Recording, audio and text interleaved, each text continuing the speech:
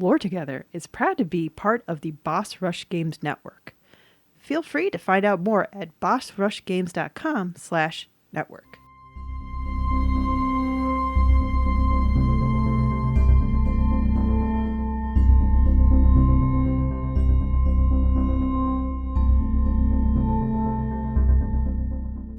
Hi, I'm Safi. And I'm Mystic. And this is Lore Together.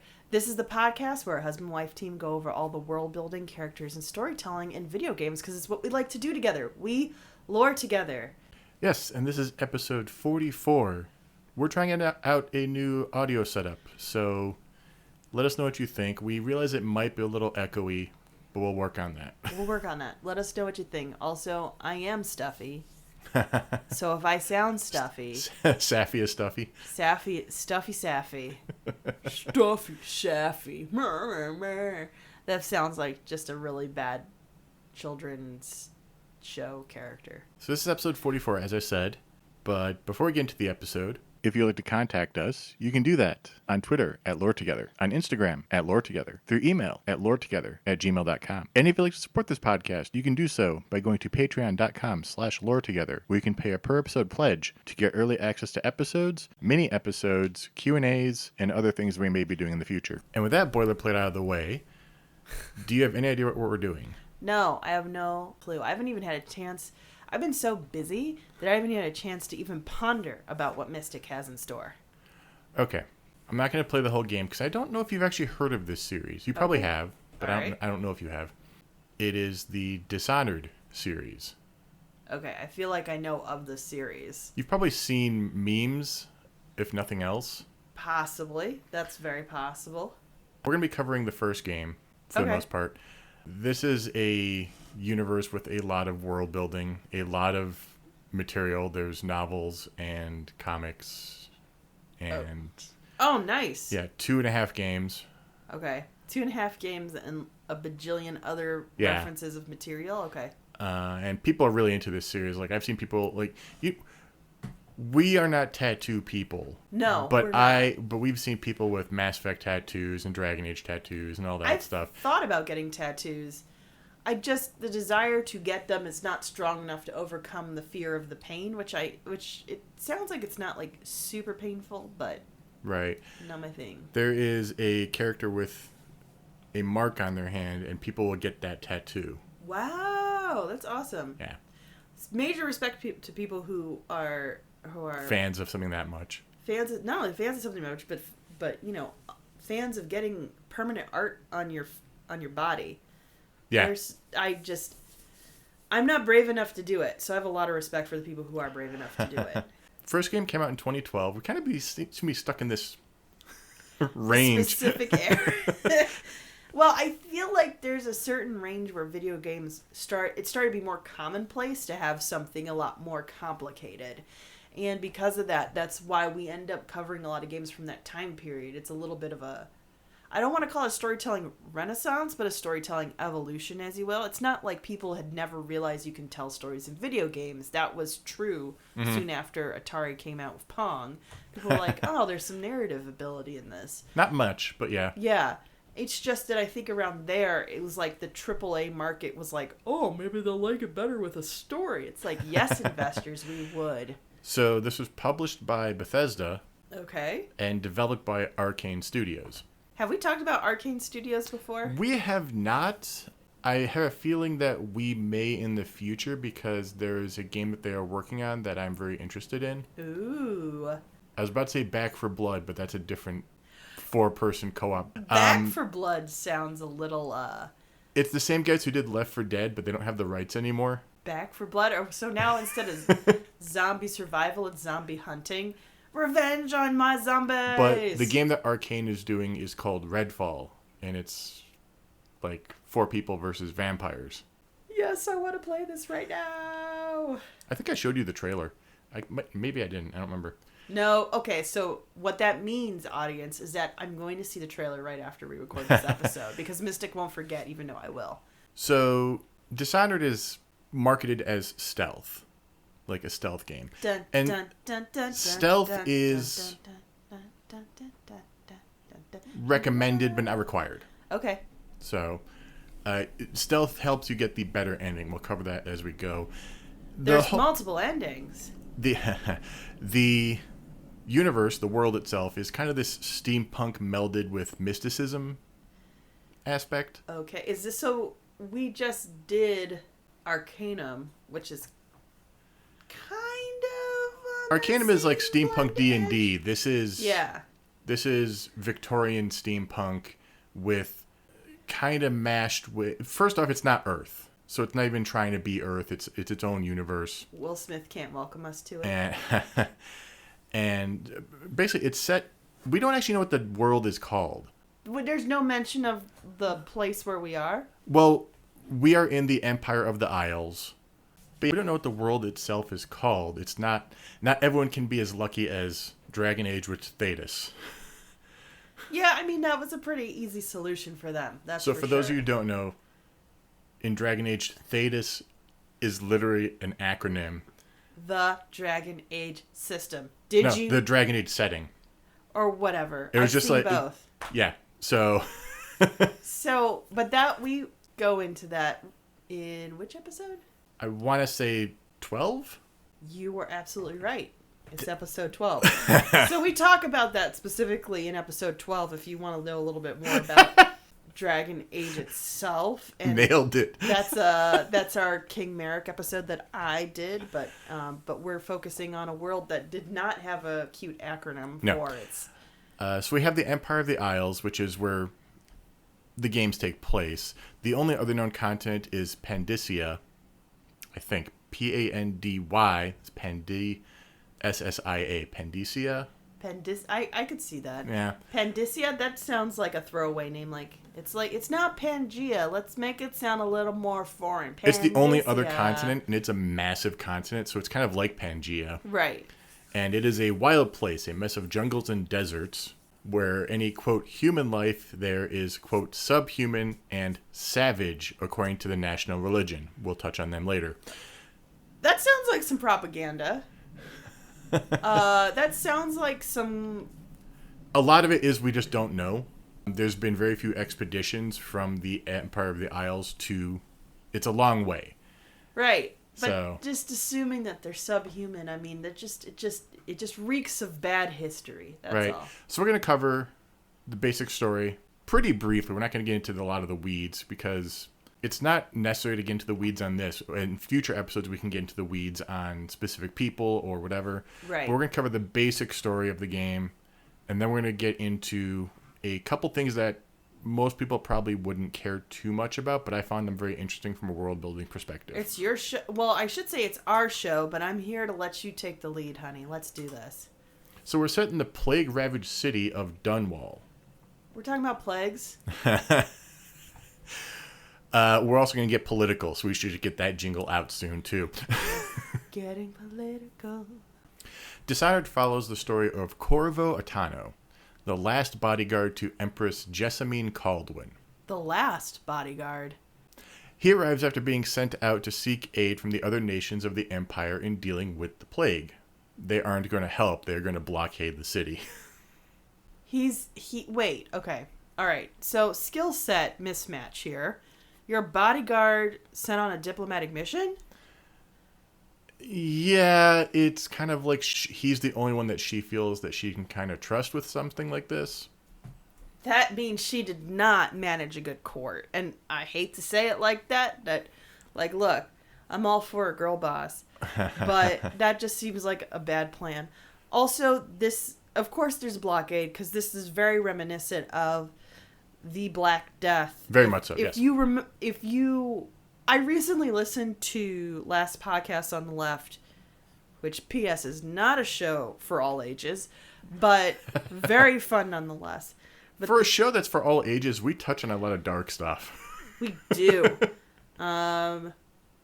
Anyway, but if you're somebody who likes adult humor and content, because it does get pretty graphic, a Last Podcast on the Left does a 4-part series on the Black Death. And literally when it first really ravaged through Europe the first and second time, there was a lot of international upsets from, this literally royals going to places where they're like, don't come in, there's a plague. I'm a royal, let me do what I want. And then like most of their boat dying because of plague and stuff like that. So people took it seriously, and there was a lot of weird stuff that happened because of it. So about 5 minutes after he shows up, yeah, the Empress is murdered and her daughter Emily is abducted.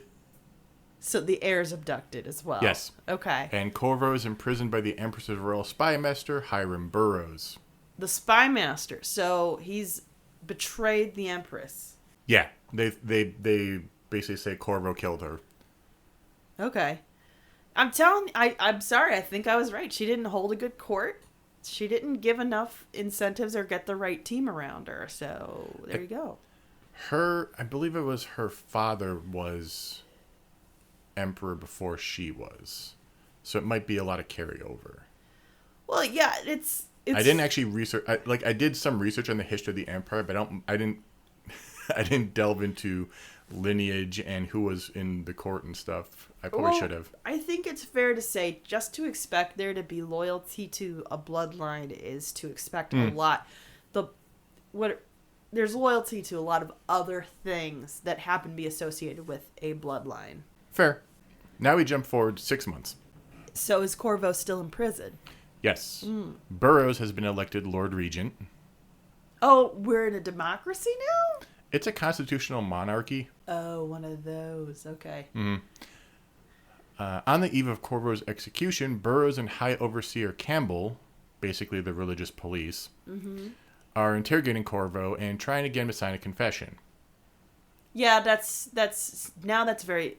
We went from, like, Black Plague to Joan of Arc. Like, what are we doing? Or Joan d'Arc is actually her real name. They also try to... Well, they don't try to. They basically flat out say that no one's going to believe him, that they did this, blah, blah, blah. Yeah, you know how that goes. Yeah, exactly. Corvo escapes confinement with the help of a shadowy group of loyalists who seek to eliminate those involved in the assassination of the Empress and restore Emily to the throne. Okay. Emily's 10, by the way. Well, yeah, I mean, if we're going to be getting political, it makes me think of Britain's royal family, and very much so. And there's like a pop fervor around them, and I don't think it's like world renowned. So originally, Dishonored was going to take place in Japan. Okay. The development team realized that they didn't know enough to really do that. Okay. That's fair. So then it was going to be in London and during the 1600s, but that was kind of pigeonholing them into an era they didn't want to work in. Right, and yeah. So then it became their own world, but there's still definitely like London influence in a lot of this. Yeah, as much as it's a lot more work to make your own world, and I think you agree with me, Mystic, as a writer, one of the things it allows you to do is to more fully explore your own themes that you would like to highlight, which is why almost every time like I run a campaign or I write a book, I don't necessarily put it in a world that of my creation. I don't like putting it in the real world per se. Yeah, we were in a campaign once where the person used the real world map of the U.S. or real world map of the world for their setting. The D&D campaign we ran. I remember but everything was just a little different. It was just kind of a way to give us a reference for how far things were. A sense of scale without having to redraw a whole map. You know, you would know like you're actually in this part of Florida or things like that. Yeah. So Corvo gets out and meets the loyalists, and as he's resting from the ordeal of his escape, and they're really insistent, go take a rest. That sounds like they're planning to drug him or something, or hypnotize him, do some Manchurian candidate stuff. So as he rests from his ordeal, he finds himself in the Void, which is kind of like the Fade and Dragon Age. It's this dream world that's also kind of real. Great. I wanted another metaphysical space for me to get lost in and frustrated with in my video games. I'm just saying. There he is further assisted by an enigmatic god called the Outsider, who grants him supernatural abilities for reasons equally mysterious. The guy is completely gray morally, working for his own reasons in the story. Yeah, I wouldn't trust that. That sounds like you're going to have to repay that debt later. I didn't have that written down, but that's a very interesting line to say given the context of this, of some of the characters in this. Oh my gosh. I was going to say, it's a little Luciferian. There's a great line in here relating Yeah. to what you just said. And the line is, I've learned that our choices always matter to someone, somewhere, and sooner or later, in ways we can't fathom, the consequences come back to us. Yeah, I mean, it's just one of those things when we're talking about a fantasy world, and somebody says, here's a god with vague ideas of what he wants to do, but he gives you some powers. It's not just for your benefit. Like, don't be that foolish. Right.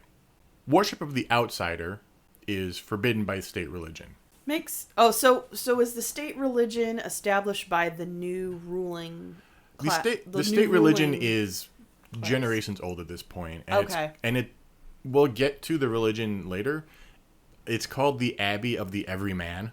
The Abbey of the Everyman. Yeah. It's interesting in the fact that You could call it Tabby. there is no deity.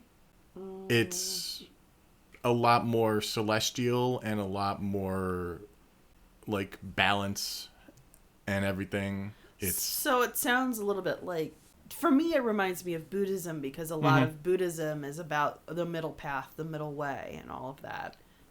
Right. It seems a little bit like that. There are still seven commandments or whatever. I forget what they're called, but we'll get to those because they're pretty common, but they're written in pretty well. So the outsider places this mark on your hand. Okay. Corvo takes on the role of a feared and infamous assassin as he pursues members of the coup one by one, and each one is its own mission. We're not going to delve into each one individually. Right. Eventually, Corvo finds Emily being kept at a brothel of all places. A 10-year-old being kept at a brothel. Yeah, it's... So we're supposed to... Our stomachs are supposed to turn at this point. I don't think there's any insinuation. I think it's like that's the last place they'll look type thing. I don't think there's anything beyond that. I could be wrong, though. I had trouble finding that information. Okay. I was looking for it. I was like, that feels weird, but okay. I don't think... You know what? I'm not going to say anything because we're supposed to be as family-friendly as we can be, and I don't want to talk about the dark things I know about. I do vaguely remember reading that the madam basically put her in her own room, like, because she kept escaping and stuff, and basically like locked her away. Okay, so she's there as a captured person. She's not part of the establishment in any way, shape, or form. I did not get that feeling from my read-through. I haven't gotten there in the game. I actually am playing this game, but I haven't gotten there in the game yet to know for sure. But I didn't get that read from it. That would be a bit... That would be like, this game gets dark, but I don't think it's that type of dark. That makes me feel better. I just wanted to clear it up for my own peace of mind. Yeah. So Corvo finds her and brings her to the Loyalists. Eventually, we find out that Burroughs unleashed the plague himself. Wait, I'm sorry. He has a lab? What are we doing? We'll touch on what the plague is later. Is it some metaphysical void-related stuff? No. Okay. No. Literally, he brought stuff that had the plague and like... like pox blankets. Yeah. Okay, great. Not quite pox blankets, but yeah. So he brought it as a way to reduce the impoverished people in the city. Wow, there's just so much yikes going on in this. There's so many red flags in this game of just... But the plague did not stay in just the poor areas. It eventually got out because this plague spreads by rats, insects, contact with late-stage weepers, as they're called. Ooh, that sounds like some Ebola through sexual contact. Yikes. We know that from one line. So there's one of the artifacts, quote unquote, you get to help you is a heart. Whoa. And like a little organ? An organ that speaks to you and has like clockwork bits to it and stuff. And if you are in the brothel, I think it was, and it'll speak to you and be like, these people spread the disease almost as quickly as the rats do, or something like that. Oh, yeah. Ouch. There is I don't think it's confirmed in game, but it was confirmed by developers that the heart is the Empress's heart. Wow. This is so... This game is already super trippy, super dark, super, like... It's not directly violent, but there's It's pretty violent. But there's a lot of, like, even with you trying to go over the general tones of the story, there's definitely a lot of insinuation of hardcore violence. Yeah. Which is interesting. We'll get to a little bit later on, but it's interesting that the best way to get through this is to be as least violent as possible. Or at least as stealthily and least violent as possible. So you have to essentially oppose what the rest of the world is essentially doing, even by the way you act. Which is funny because none of the marketing is like that. Like, the marketing is all about revenge and vengeance and all this other stuff, and it's all like the quick shots of you like killing people and stuff. But when you play the actual game, you get, it keeps track of how many people you've killed and how many people you dispatched, you know, just by knocking them out or something. And that all does play into how the story unfolds. Interesting. Yeah, so we'll get to that in a little bit. So everything Burroughs has done since the plague got out of hand has been him trying to cover it all up. Wow. Okay. Because he was put in charge of the investigation into how it got there, and he knows that even though he's in charge of the investigation, there's no way he's going to be able to keep it under wraps. Well, there's no... I mean, because if there's an investigation and you're not the sole investigator, right, you're not the sole person witnessing anything, then yeah, that's so how he it basically is. gets a bunch of people involved. He has a couple friends in the council or the Congress or whatever. I can't remember the exact term, but the representative body. Yeah. And basically they're the ones who are kind of pushing things through and making things work out for him to have grab power. Mm-hmm. He's also really deluded in his belief that he is better suited to rule than the Empress. So he's got a bit of a narcissism kick. Yeah, there's also like there's also like this other side to it where, you know, we must have faith. Faith will get us through this. 'Cause you gotta have faith. And really, it kind of reminded me a lot of V for Vendetta. Oh yeah. When I still have Chancellor Sutler is talking about, you know, the whole idea is you must have, you know, faith will make us strong and will help. And of course, they also brought spoilers for V for Vendetta if you haven't seen it yet. But or read it. I haven't read it, but I've seen the movie. I've read part of it. I haven't finished it yet. But, you know, they also brought the plague in. Right. So. Yeah. So Corvo broadcasts a recording Burroughs made over the citywide address, and Burroughs is summarily arrested. This is obviously the best quote-unquote solution you can do. You can just kill him also. Right. The Loyalists, however, do not actually trust Corvo and have him poisoned. They had him do all this work. He's a loose end. They don't want to be found out that they're the ones who have been kind of helping him. Again, it's just, you can't just trust anybody to give you something and not expect something in return. Poison doesn't kill him, though. The guy his liver is like steel. No, the guy doing the poisoning only give him half a dose on purpose. Oh, okay. Yeah. And his liver is steel. I'm just saying. Yeah. Yeah. Give his liver some credit as well. Corvo finds himself in the hands of Dowd, the Knife of Dunwall, and the assassin who killed the Empress. Dowd is going to actually turn Corvo into Lord Regent Havelock, the new Lord Regent. Oh. Havelock was the leader of the Loyalists and our ally for the first 2/3 of the game. So, as you said, we can see how there's no honor here at all. Right. It's just a bunch of power plays amongst people who don't think that murder is an unnecessary tool for their ends. Dowd has actually been dealing with his own mission, protecting Emily in the Void from the Brigantine witches who are trying to take over Emily's body to rule through her.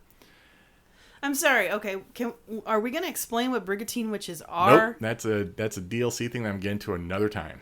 No, wait. We weren't even talking about any kind of witchcraft whatsoever, and then you just introduce it, and we're just supposed to, like, it's just to hang there like a unexplained I haven't done fart? hanging chads in so long, so we're just gonna leave it. No. I'm so mad. I'm so mad, Mystic. How could you? Basically, the thing is, I was unaware of them until about an hour ago. I added this in when I was like, oh, Dowd has more character development. Let's do what the Brigantine Witches. I'll save it for later. Also, Brigantine Witches is a band that I want to go see in concert. But needless to say, the mystical aspects of this game and universe are not insubstantial. Right. So, Dowd is a character that does actually have a pretty good arc. His assassination of Empress Jessamine actually kind of breaks his kind of callous worldview as he watches the city and the empire kind of collapse because of his actions. Right. Because, okay, this is the thing about revolution. It's a mess. Yeah. And if you're not ready for that mess, don't start the revolution. It's just, unfortunately, you can't take it back once you get it rolling. Right. And it's kind of fun because Dowd also has the mark on his hand. So he also has a gift from the outsider? Yeah. That's what I'm saying. The outsider doesn't... He's doing his own thing. Yeah. It's kind of funny, though, because I haven't researched this one yet. But so the second game is just Dishonored 2. And I kind of know a little bit of what's going on there, but I'm not going to get into it because it kind of spoils stuff. Right. But that 0.5 is a standalone expansion pack called Dishonored: The Death of the Outsider. Oh, interesting. So, yeah. So Corvo escapes from Dowd, and he and the few remaining loyalists who are in fact loyal to the Empress and Emily Right, exactly. have started working on a cure for the plague. And Corvo heads to deal with the New Lord Regent Havelock. Subduing him, Corvo is able to free Emily, who takes her rightful place on the throne, with Corvo as royal protector and royal spy master. Interesting. Which is fitting, so he can watch over his daughter. I'm sorry, what? Wait. I kind of saved that one.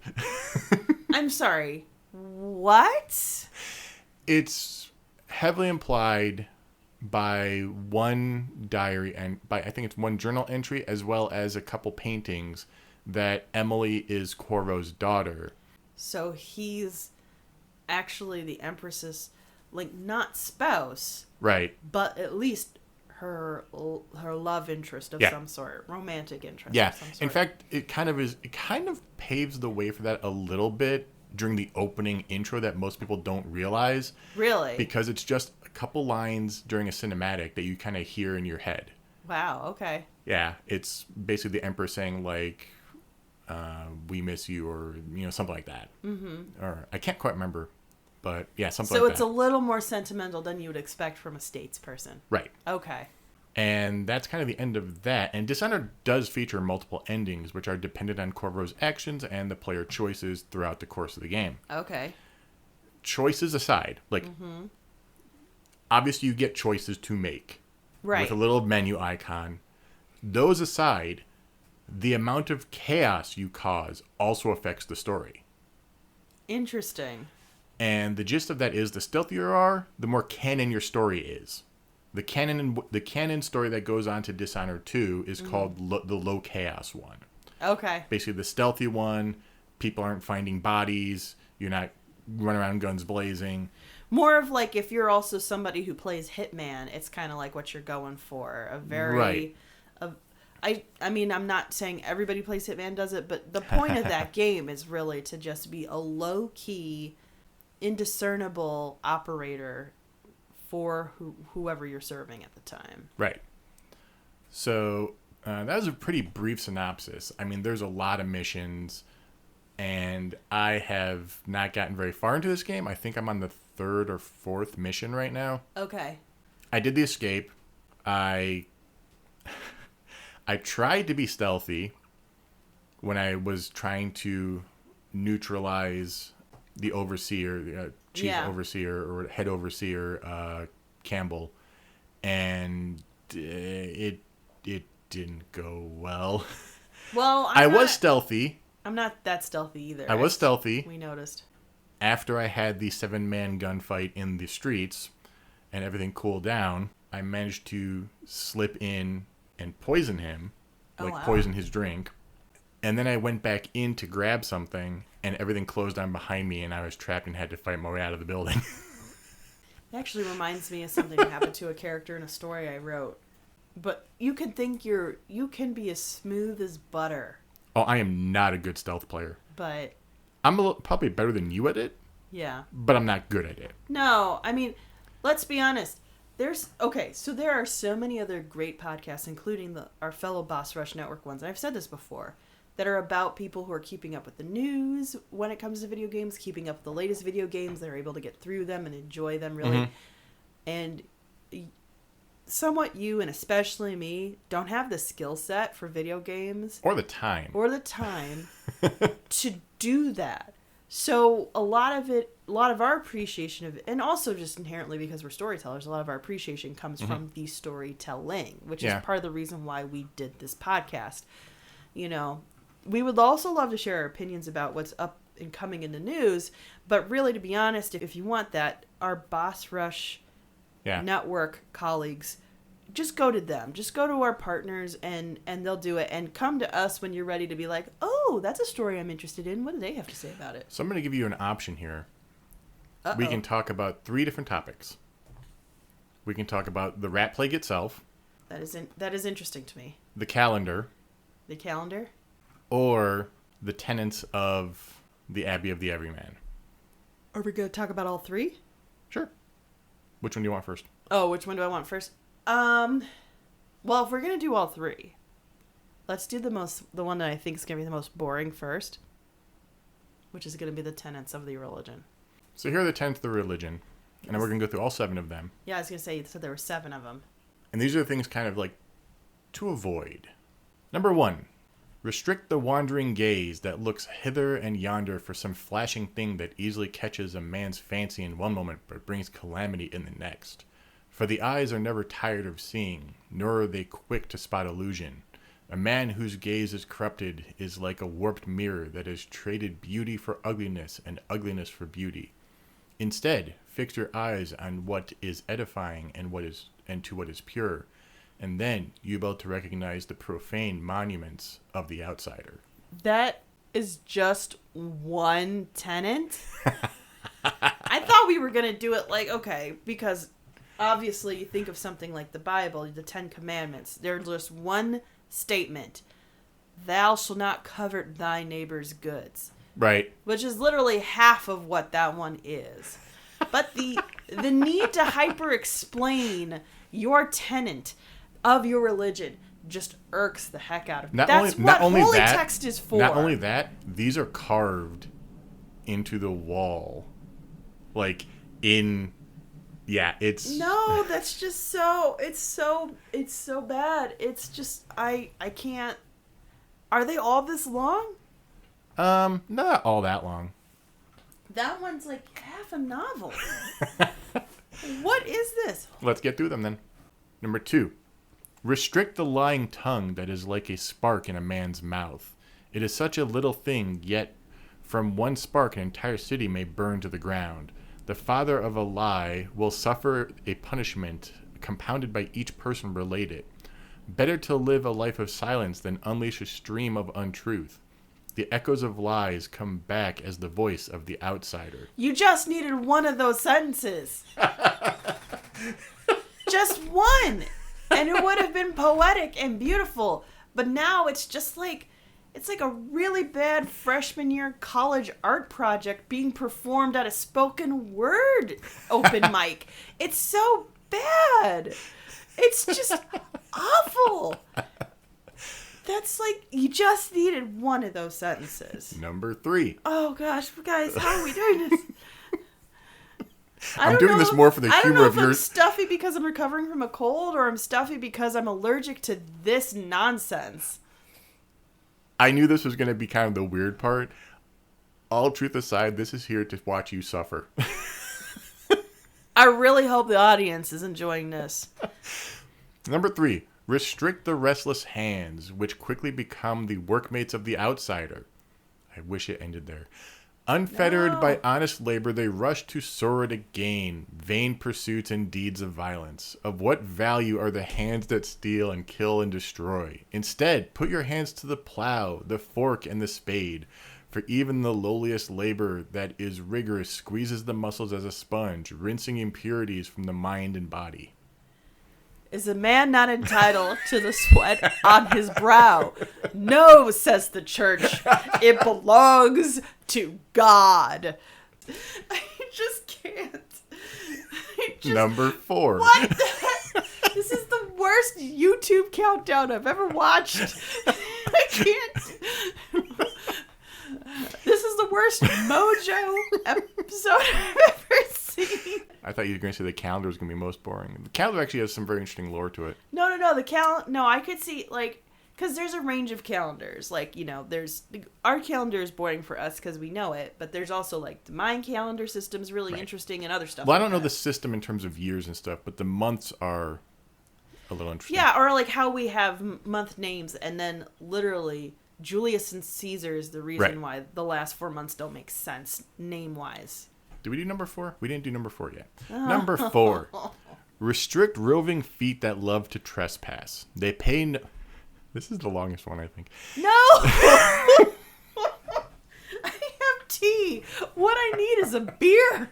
I can shotgun it while I'm trying to listen to this. So that way, by the time we're done, I at least can be pleasantly buzzed enough to go to sleep. Jeez. Starting that one over again. Number 4.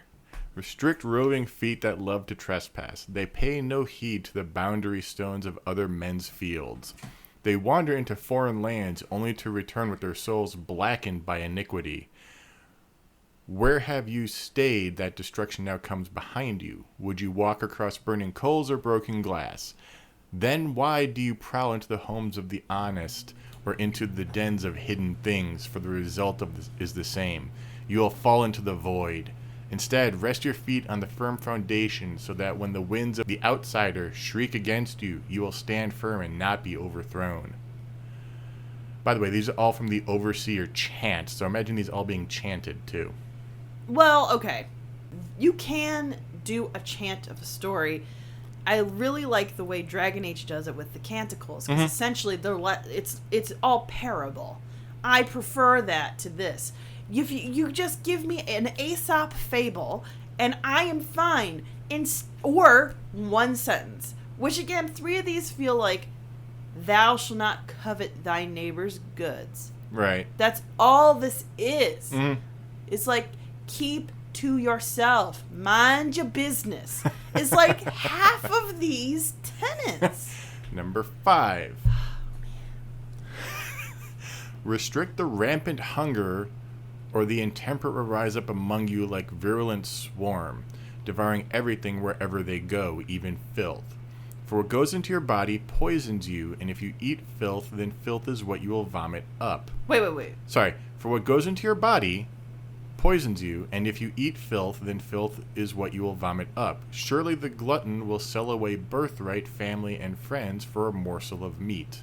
So wait, everything you eat poisons you in their mind, then? Like, so eating... So this sounds like something that would, in theory, because of that tenet, start a fasting culture. But there's just some problem with the language. Right. If it poisons you, it would have been better, whatever you feed upon sustains you, and if you are sustained by filth is what you become. That's a much better metaphor for what they're trying to say. Right. So it's... there's so many reasons why I'm upset. It's too long. It's poorly written. Number 6. It's not catchy. Number Jeez. 6. Restrict the wanton flesh. Truly, there is no quicker means by which a life can be upheaved and sifted than by the depredations of uncontrolled desire. What avail is the concourse of a prostitute, the attention of a loose companion? Nothing.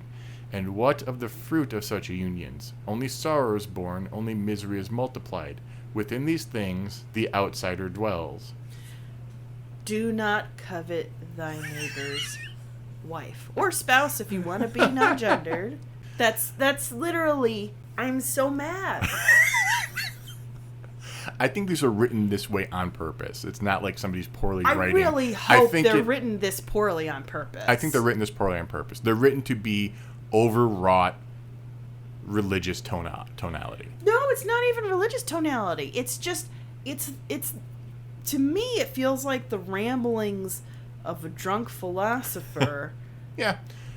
More than even a state trying to do a religion. I want to say the person who founded the abbey was a philosopher of nature. So another thing you could compare this to. I could be wrong about that though. We want to compare this to another thing with Dragon Age that I'm going to bring up because that's the world I lean heavy on. The Coon is a good because it's very plain, and that's part of the reason it was so well received. It was kind of like Confucius in the sense of like it's just a way of living, and it was advice on living. It's not. I'm not going to say it is exactly like Confucianism, but it has a similar feature of there is a plainly said, relatable way of... I mean, we can argue the merits of the Coon if you want, but... No. I'm not here to say follow the Coon. Like, that's not what I think is what I'm trying to say. What I'm saying is, for a religion to make sense, it needs to be easily digestible in a certain way. The Ten Commandments... or certain general phrases, certain general tenets that are easy to pick up and work with in your life are essentially how these movements come to be adopted over time. Right. And sometimes in a situation where plague is something that happens, sometimes it's just a practice that helps you live healthier and better. That's why it survives. I don't see any of that in these tenets. No. Basically, if we look at it, well, let's get the last one out of the way, then we'll go back. Okay. So, number 7, restrict an errant mind before it becomes fractious and divided. Can two enemies occupy the same body? No. For the first will direct it one way and the second another until they stumble into a ditch and its neck is broken. Likewise, two contrary thoughts can not long abide in man's mind, or he'll become weak-willed and subject to any heresy. But for all intents and purposes, that was the shortest one. Yeah. And I'm not mad at that one. For all intents and purposes, these are the 7 deadly sins, okay. roughly speaking. Right, but I still think there's... I don't know. Maybe it's just me, and I'm not experiencing it within the game. So maybe if I was playing Dishonored... I haven't experienced it in the game other than seeing them chiseled into the wall above me. So it just feels like okay. Maybe partly I'm thinking about this because we talked about in college. I was a drama major and I had to do some research on marketing for a project to show how the church used marketing techniques to sell faith to the masses through theater. So and as much as like I don't want to say everything is a transaction because that's just gross, but there was kind of a sales pitch relationship for a lot of traveling missionaries of the faith. And I feel like a missionary of this faith would have a lot of work to do to essentially sell their faith to a point where it might no longer represent what these tenets are trying to represent. Right. And it just feels very forced and not relatable to the common man. Because that's what you need is the common man to pick it up. A religion is not only sustained by the funds of those that have the funds and the influence of those at the top of the hierarchy, but also the buy-in by the common masses of whatever nation, state, or group that we're talking about. And yes, the tenets were the most boring thing, and I had to pull that out. Let's get to calendar. I just can't. The calendar is a little boring in the respect of we're talking about a calendar, right? But there's a very interesting thing at the end. Okay. That I think you're going to find a little interesting. I think I'm going to be less angry at it than I am at the tenets right now. So the calendar is 13 months. Each month is 28 days. Okay. Fair. And they're not our months. And they're all named the month of blank. Okay. So the first, and we're just going to go, I'm just tell you, I'm not going to do the month of blank. We'll just say the first one is Earth. Interesting. Harvest. Okay. Nets. So like for fishing? Yes. Okay. Rain. Oh, by the way, that's an interesting thing to point out. I forgot to mention. The whole power system for a lot of technology is whale oil. Oh, that's so sad. Oh my gosh. That's awful. Oh, man. So, earth, harvest, nets, rain, wind, darkness, high cold, ice, Okay. hearths, seeds, timber, clans, and songs. And then something interesting happens. After the 20th day of the month of songs, a new year does not immediately begin. Oh. Instead, a period outside the calendar takes place. A How? decree from the standing high overseer of the Abbey of the Everyman both initiates the feast and concludes it in a day or two when specific cosmological signs are observed. Interesting. During the Fugue Feast, people can act as they wish without fear of prosecution, as the time which passes does not exist and is not recorded in any official capacity. Oh, gosh. This feels like the Purge, guys. Acts which defy the 7 strictures, that's what they're called, strictures, The 7 strictures, okay. such as intoxication and adultery, are common during this period. Even criminal behavior is overlooked as individuals cannot be held accountable for their actions by official bodies. Nevertheless, people often wear masks or paint on their faces in order to hide their identities during the feast, so that they may pursue their passions without reservation. Once the appropriate celestial signs are detected, the High Overseer signals for the Hymn of Atonement, which ends the Fugue Feast, along with all associated impunity. Wow. So they have a cosmological purge. It's not quite as, like, murdery as the movie series The Purge, but Right. I think that just means it's But like every year, it's built in for a day or two. there. Okay, just let all your frustration out. Like, It was You just wanna- the weird. When I you saw want to cheat that, on I your was spouse? Do it. when I was researching. I was like, "What? The months are weird." Let me look at the months. I just looked at the calendar wiki, and I was like, "There's a what?" Well, there's a lot of religions that, like, the New Year is based on a cosmological No, thing. I get that, but like, The idea that it's there's a gap between cosmological events yeah. So where there's not just really a year anymore. there's just a day or two where I imagine 9 months after that, there's an uptick in births, which Probably. where you hope that they at least look a lot like the mother. So, last thing we're going to cover, the rat plague itself. Yes, this is the kind of stuff that I find horribly interesting. So the plague is actually coming from Pendesian bull rats Okay, that were brought over at one point. so like somebody had sailed across and did some expedition, and on the way back, they accidentally brought back some rats. Okay. So symptoms of the plague include discolored skin, particularly the face and chest, weight loss, and the thinning of the hair. Okay. As the disease progresses, the lungs and brain become more damaged, leaving its sufferers with a chronic cough and a significant decrease in cognitive ability. Interesting.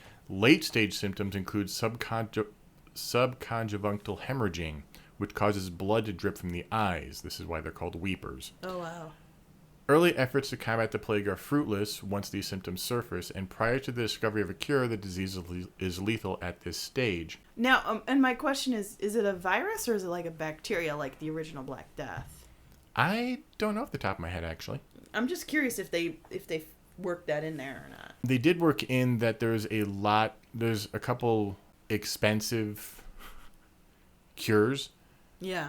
Basically, the health and the mana potion that you can get Yeah. are too expensive for the common person, and so they've ducked into doing alternative medicine or rituals and all that stuff, which Right. let's not get too political on that. We just guys don't consume silver in large quantities. Oh gee. Just don't. It's not a good idea. Colloidal silver. There are permanent effects that you will not be able to take back. Yeah. While the Empress was unwilling to use draconian measures of containment to prevent the plague spread, others in her government were not. Following her assassination, Lord Regent Burroughs instituted martial law and commissioned Anton Sokolov, who's kind of like a sciencey guy. You actually you don't recruit him. You abduct him, but he ends up working with you. to invent new methods of containment. And this is where we kind of get into this weird steampunk quite aspect, because there's like electrical grids and walls of light and all this other stuff that kind of acts as barriers and fencing and stuff like that. Okay. And a dusk to dawn curfew was also instituted, both to reduce human contact with rats and to decrease the chance of infected individuals breaking quarantine. And both civil and religious officials were given wide-reaching power to deal with disruptive or uncooperative persons. Even though these measures were considered harsh or even tyrannical by many, they did help to stop movement of infected people and slow the spread. Right. Red crosses marked buildings where the plague has struck, and linen rat bodies awaiting disposal littered Dunwall streets and residences. And in fact, there's like multiple levels of signage, including ones like there's corpses here. Like, yeah, that is definitely something that happened a lot during the Black Death as well. Guards were instructed to place these corpses in barges, and then trains bound for the flooded district by official dead counters. The flooded district is basically an event that happened not too long ago. And basically a whole district of the city just got flooded. Oh, wow. And that's now where all the dead go to fester? Yeah. Oh, my gosh. However, some guards took to dumping them in the city's waterways. No! No!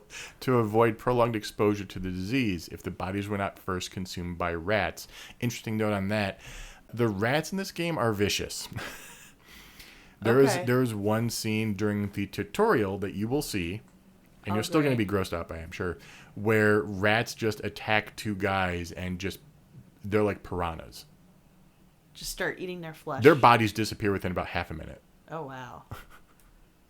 Oh, my God. Yeah. That's so gross. And, like, they've started dumping the bodies into, like, the sewers, and at one point you have to use bodies to, like, distract rats so you can get through a door. It's... Oh, this is so vile. Yeah. Oh, my Lord. Oh, man. And here's our last little bit for today. Individuals suspected of contracting the plague had their property and assets immediately seized by the city barrister, which were transferred to the state if there were no surviving kin to inherit. Corruption and bribery within the legal district led to false claims of infection on otherwise healthy persons so that their property could be seized for political and financial gain. Oh, no, that sounds accurate, too. That sounds historically accurate. I know, and it bothers me. Yeah. No. It's... Again, I think I mentioned this when we did Mirror's Edge. It's like my feeling is we have to change the culture where the pursuit of power is not valued as much as it is right now. Because that's what it leads to. The pursuit of power and wealth. Well, wealth is power. Yeah, exactly. It's just... So that's what we're going to end it right now. Although there is stuff that we can... What a great image to think of, right?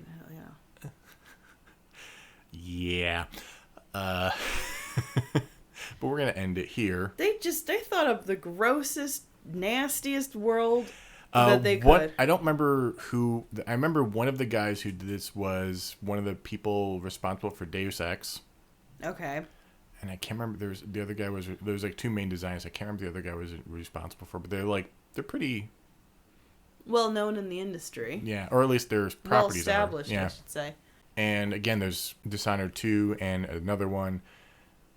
There's probably going to be another game, I would imagine, maybe. It's weird because the second game does deal with Corvo and Emily again, so... Well, there will always be people... The thing is that even if you try to reestablish the throne, there will always be people trying to take it over. For whatever reason. I will look into the Brigantine Witches for the next time we cover this. I'll make sure we cover that. Brigantine Witches are bust, man. I'm so disappointed. So the Brigantine Witches are, from my read, from a DLC called The Knife of Dunwall. Okay. Which is basically you play as Dowd. You play as, that's his chapter. Okay. And I didn't get much more beyond the fact of what they were trying to do to Emily and that he was fighting against them and protecting her.